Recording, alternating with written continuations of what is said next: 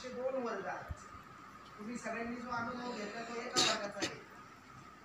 आता त्याच्यातून दंडोत प्रणाम. सुनील उर्पी या चॅनलवरती आपले सहर्ष स्वागत. श्रीकृष्ण मंदिर ज्ञानसाधना मानभाव मठ, जातेगाव खुर्द, तालुका शिरूर, जिल्हा पुणे याच ठिकाणी आज चक्रपाणी दिनानिमित्त सत्संगाचं आयोजन करण्यात आलेलं आहे. भव्य आणि दिव्य अशा स्वरूपामध्ये या ठिकाणी सत्संगाला सुरुवात झालेली आहे. आजपासून तर प्रत्येक महिन्याच्या 15 तारखेला याच ठिकाणी नामधारक उपदेशी वासनिक बंधूंसाठी सत्संग संपन्न होणार आहे.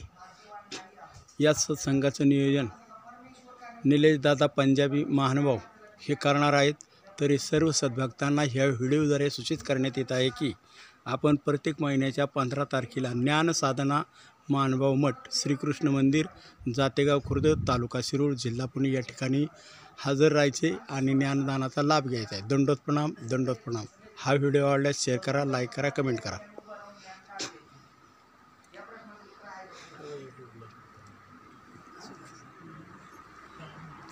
हे मी माझ्यावरून सांग. आम्हाला सुद्धा मला नाही वाटत का जसं भट्टोबासांना स्वामींनी ज्ञान दिलं तसं मला द्यावं. भांडारेकरांच्या मांडीवर डोकं ठेवून दिलं गेलं, मला पण ती मांडी मिळाली असं मला नाही वाटत का? मला मिळाली का ती मांडी? सांग. म्हणजे आपण कसे आहोत, आभारी आहोत. आपण तेवढा अधिकार जोडलेला, मग आपण दुसऱ्याकडे बोट करणं योग्य आहे का? बघा, आम्ही लहानपणी कीर्तन आहे, भारूड आहे, ते बाबा गायकवाड भारूड काढायचे. ते म्हणायचे आपण जेव्हा दुसऱ्याकडे एक बोट करतो हा तो चुकीचा आहे, याने असं केलं, याने असं केलं. म्हणजे एक बोट केल्यानंतर हे 3 बोटं म्हणजे कोणाकडे राहतात? हे 3 बोटं, तो एक पट गुन्हेगार आहे पुढचा, तर मी किती पट गुन्हेगार आहे? या सत्संगाचा प्रारंभ आपल्याला दुसऱ्यांचा उद्धार करायचा, स्वतःचा उद्धार करायचा. जो येईल त्याने त्याच्या स्वतःचा उद्धार करायचा आहे.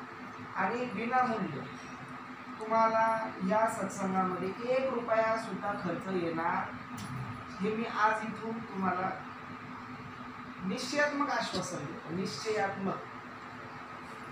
आज जे साधू बोलवले ते आज अवतार दिनाच्या निमित्ताने मी व्यक्तिगत बोलवतो, बरोबर? त्याचा कुठल्याही प्रस्तावावर 1 रुपयाही खर्च नाही. आता शुभारंभ होता म्हणून आपण त्यांना 2 साधूंना, एक शेजार धर्म व्यवहार म्हणून शुभारंभ उद्घाटनापुरतं आपण बोलवलं. दरवेळेला आपण साधूंना बोलवणार नाही. हां, तुमच्यापैकी कोणाला बोलू वाटलं तर ते तुम्ही बोलवू शकता.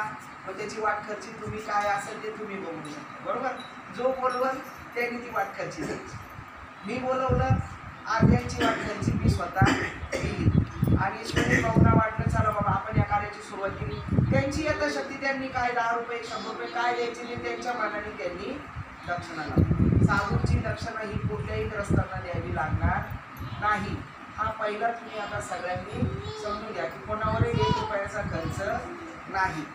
बरं, दुसरी गोष्ट, आता नामाचे दाट आहे पुढची तुम्ही ऐकली आणि म्हणून काही उपदेशांना असं वाटलं बाबा आपण शिदोरी घेऊन जाऊ आणि या आश्रमामध्ये ज्ञान ग्रहण करू, म्हणून हा उपक्रम सुरू झालेला आहे. मला सद्भक्तांनी विनंती केली, बाबा तुम्ही आम्हाला